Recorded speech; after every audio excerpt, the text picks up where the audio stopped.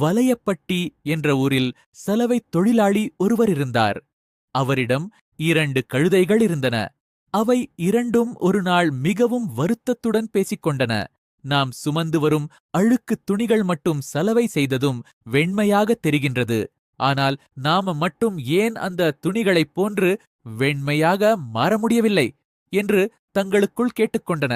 அந்தப் பக்கமாக வந்த ஒரு ஆடு கழுதைகளின் முட்டாள் தனமான பேச்சை கேட்டு சிரித்தது.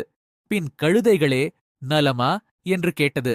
ஆடே, நலம்தானே, எங்கள் சந்தேகத்தை தீர்க்க யாரும் வரவில்லையே என்று நினைத்தோம்.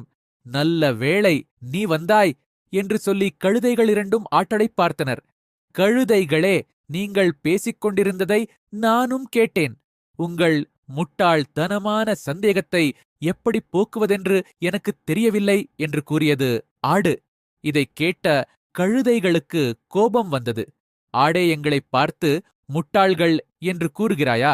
எங்கள் சந்தேகத்திற்கு உன்னால் விடை கூற முடிந்தால் கூறு, இல்லையேல் இந்த இடத்தை விட்டு ஓடு என்று கோபமாக கூறின.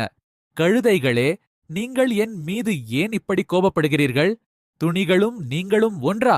முட்டாள்தனமான உங்கள் கேள்விக்கு என்னால் எப்படி பதில் கூற முடியும்? அப்படியே நான் பதில் கூறினால் நானும் உங்களோடு சேர்ந்து முட்டாளாகிவிடுவேன் என்று கூறியது. பொறுமை இழந்த கழுதைகளிரண்டும் தங்கள் கால்களால் ஆட்டை எட்டி உடைத்தன. வலி தாங்காமல் நொண்டி நொண்டி நடந்து சென்றது ஆடு.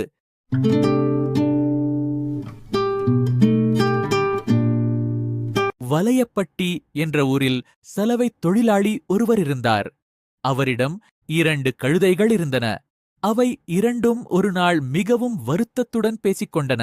நாம் சுமந்து வரும் அழுக்குத் துணிகள் மட்டும் சலவை செய்ததும் வெண்மையாகத் தெரிகின்றது.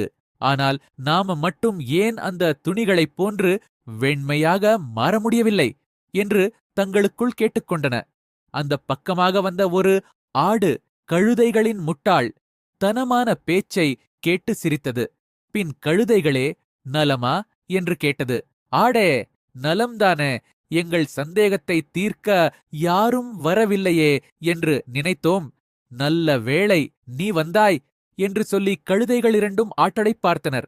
கழுதைகளே, நீங்கள் பேசிக் கொண்டிருந்ததை நானும் கேட்டேன். உங்கள் முட்டாள்தனமான சந்தேகத்தை எப்படி போக்குவதென்று எனக்குத் தெரியவில்லை என்று கூறியது ஆடு. இதைக் கேட்ட கழுதைகளுக்கு கோபம் வந்தது. ஆடே, எங்களைப் பார்த்து முட்டாள்கள் என்று கூறுகிறாயா?